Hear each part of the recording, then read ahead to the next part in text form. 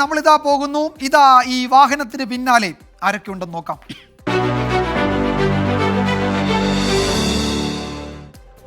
ഒരു പഴയ കാലം, ഒരു ഗ്രഹാതുരമായൊരു കാലം പ്രിയപ്പെട്ട പ്രേക്ഷകരെ ഓർമ്മിപ്പിക്കുകയാണ്. പുതിയ തലമുറയ്ക്ക് ഇതിലൊക്കെ എന്ത് കാര്യം എന്ന് ചോദിക്കും. പക്ഷേ നിങ്ങൾ ഇത് അറിയേണ്ട കാര്യമുണ്ട്. PK മേദിനിയുടെ പാട്ടും ഉച്ചഭാഷണിയും ഉണ്ടെന്ന് നോട്ടീസിലെ വാചകം വായിച്ച് ആൾ കൂടിയിരുന്ന ഒരു തെരഞ്ഞെടുപ്പ് കാലം കേരളത്തിലുണ്ടായിരുന്നു. പറഞ്ഞാൽ വിശ്വസിക്കൂ. റെഡ് സല്യൂട്ട് എന്ന ഗാനത്തിനൊപ്പം പതിറ്റാണ്ടുകളായി കേരളം ഓർക്കുന്ന ഒരു പേരാണ് PK മേദിനിയുടേത്. 92-ാം വയസ്സിലും പ്രിയപ്പെട്ട സ്ഥാനാർത്ഥികളെ വിജയിപ്പിക്കാൻ അവരുടെ മണ്ഡലത്തിൽ എത്തണമെന്ന ആഗ്രഹത്തിലാണ് മേദിനി അമ്മ. ഓവർ ടു മേദിനി അമ്മ. മനസ്സു നന്നാവട്ടെ, മതമേതെങ്കിലുമാവട്ടെ, മാനവഹൃത്തിൻ ചില്ലയിലെല്ലാം മാഞ്ഞു വിടരട്ടെ, മനസ്സു നന്നാവട്ടെ. PK മേദിനിയുടെ ഈ വിപ്ലവ ഗാനത്തിന് കേരളത്തിലെ കമ്മ്യൂണിസ്റ്റ് പാർട്ടിയുടെ ആദ്യകാല സമരങ്ങളുടെയും തിരഞ്ഞെടുപ്പുകളുടെയും അത്രയും പഴക്കമുണ്ട്. ഇന്നും മേദിനിയുടെ ഒരു പാട്ടുണ്ടെന്ന് കേട്ടാൽ ആളുകൾ തടിച്ചുകൂടും. അത്രയ്ക്കും കരുത്താണ് ആ പാട്ടുകൾ നൽകുന്നത്. സൗഹൃദ സിദ്ധികൾ പൂത്താൽ, സൗവർണാഭ പരന്നാൽ, സുരഭില ജീവിത മാധുരി വിശ്വം. തെരഞ്ഞെടുപ്പ് പ്രചാരണത്തിന് പുത്തൻ PR മാനേജ്മെന്റുകളുള്ള ഈ കാലത്ത് തൊണ്ട പൊട്ടിപ്പാടിയ ഓർമ്മകളാണ് PK മേദിനിക്ക്.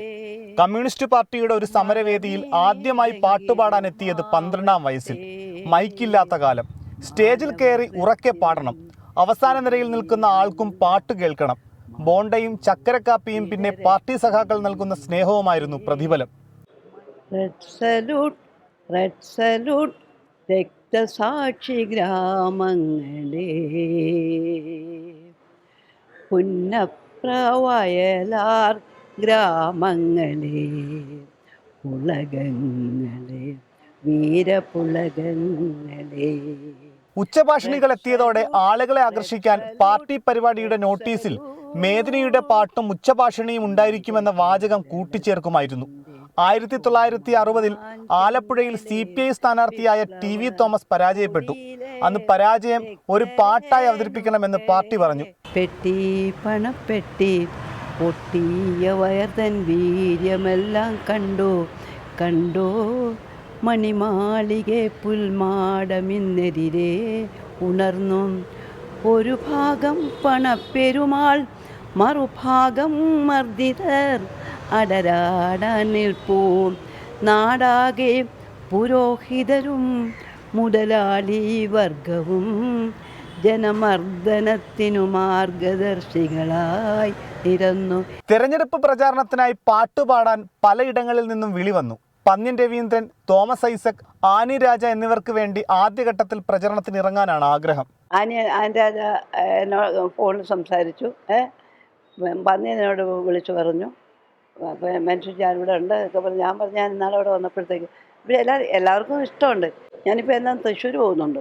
പ്രായത്തിന്റെ അവശതകൾ ഒരു വശത്തുണ്ടെങ്കിലും പ്രസ്ഥാനത്തോടുള്ള അടങ്ങാത്ത അഭിനിവേശത്തിൽ തെരഞ്ഞെടുപ്പ് പ്രചാരണ വേദികളിൽ PK മേദിനിയുടെ വിപ്ലവ ഗാനങ്ങൾ ഇടറാതെ മുഴങ്ങും. വീരകേരളത്തിൻ്റെ രോമാഞ്ചങ്ങളെ, വിപ്ലവ കൊടിയിലെ രക്തരേണുക്കളെ, നിങ്ങൾ തന്നോർമ്മയിൽ വിടർന്ന ചെങ്കൊടിയുമായി ഞങ്ങളായിരങ്ങളിന്നും നേർന്നതാണ് റെഡ് സല്യൂട്ട്. MT അധീഷിനൊപ്പം മനീഷ് മഹിബാൽ, 24 ആലപ്പുഴ. വിജയകുമാർ, യൂട്യൂബിൽ മിനി ബാബുവിന്റെ ഒരു സന്ദേശം. നിങ്ങൾ TV-യിൽ ഇലക്ഷൻ സ്റ്റണ്ട് നടത്തുമ്പോൾ കമന്റ് ബോക്സിൽ പൊരിഞ്ഞ സ്റ്റണ്ട് നടത്തുന്നു, പ്രേക്ഷകർ കാണുന്നില്ല. അതങ്ങനെ വളരെ ഇതൊക്കെയാണോ സ്റ്റണ്ട്? ഇതൊരു സാമ്പിൾ വെടിക്കട്ടെ. അപ്പോൾ ഇതൊന്നുമല്ല. രാഷ്ട്രീയം ചൂടുപിടിക്കുന്ന സമയത്ത്, പ്രത്യേകിച്ച് കക്ഷി രാഷ്ട്രീയം ചൂടുപിടിക്കുമ്പോൾ നേരിട്ടുള്ള ഏറ്റുമുട്ടൽ ഒഴിവാക്കണമെന്ന് മാത്രമേ നമ്മൾ പറയുന്നുള്ളൂ. കുറച്ച്